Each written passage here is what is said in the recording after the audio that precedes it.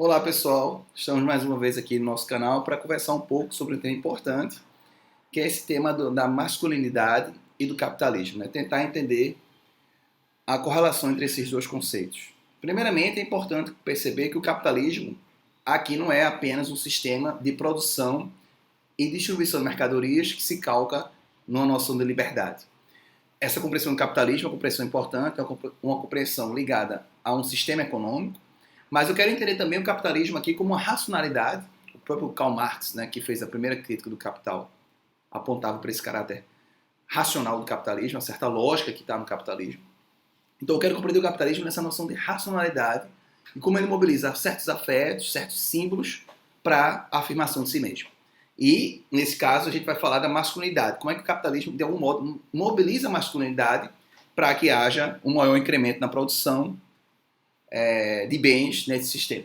Tá? Primeiramente, eu queria lançar a mão de uma compreensão muito clara da masculinidade que está presente no nosso dia a dia, que é essa compreensão que o homem tem que ser aquela pessoa com grande desempenho em todos os setores de sua vida.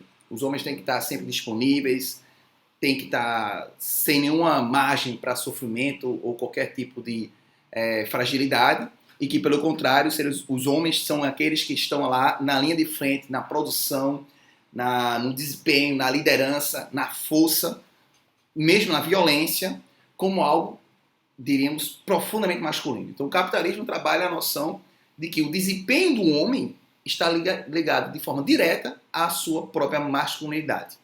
É por isso que essa noção do desempenho, da superprodução, ela é tão importante para o sistema e para o próprio homem, porque ela mobiliza essa vontade de controle, essa vontade de domínio do homem para que ele possa produzir mais. Então, um cara que está disponível a ter um grande desempenho, a ser um grande líder, um grande empresário, um grande qualquer área, né? Um grande qualquer coisa, ele vai estar disponível a ter esse sacrifício pelo sistema que ele fantasia ser um sacrifício em nome de si mesmo.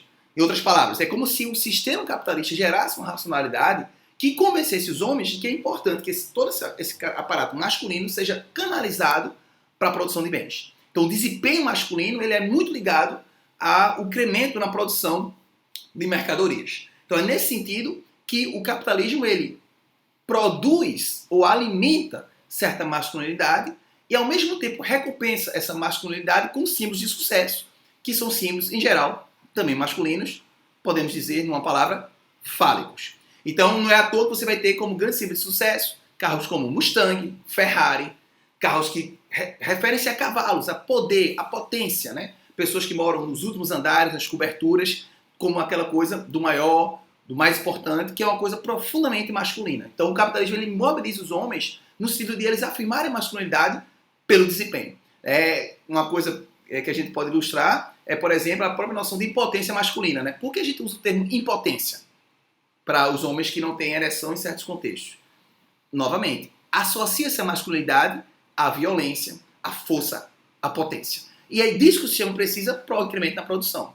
Eu tenho um filme do O Lobo de Wall Street, em que a personagem principal, que era da Bolsa de Valores, trabalhava justamente nesse registro da masculinidade violenta, da afirmação, do grande predador, daquele grande empreendedor. E esse tipo de compreensão masculina, ele é decisiva, essa compreensão é decisiva para que o sistema prospere.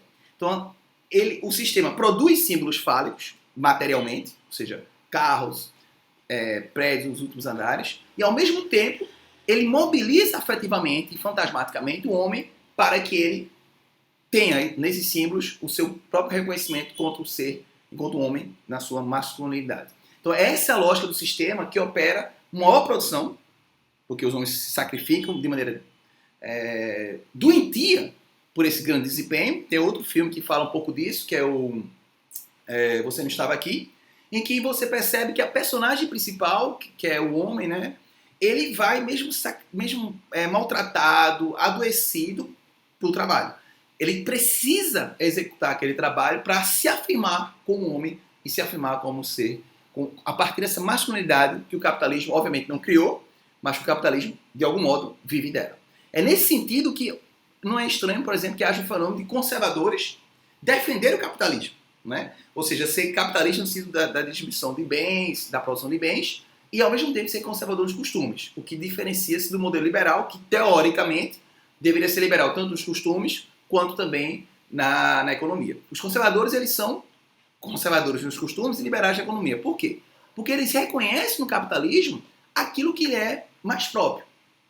Essa masculinidade que se afirma pela violência, que se afirma pelo poder, que é uma postura profundamente conservadora do ponto de vista de reconhecer no homem apenas esse aspecto, quando não da violência, propriamente dessa ultrapotência que tornaria os homens, por assim dizer, vulneráveis. No entanto, que a gente percebe que longe de ser um modelo masculino desejável para as pessoas, isso gera adoecimento, gera várias formas de sofrimento e pode fazer que o sistema circule mais mercadorias, mas certamente vai ser muito difícil que a gente reconheça e acolha a fragilidade que não é apenas do ser humano, mas é também e especialmente dos homens. Talvez a maior dificuldade de lidar com a violência seja a gente não reconhecer nos homens, nós homens especialmente, a fragilidade que nos constitui como ser humano.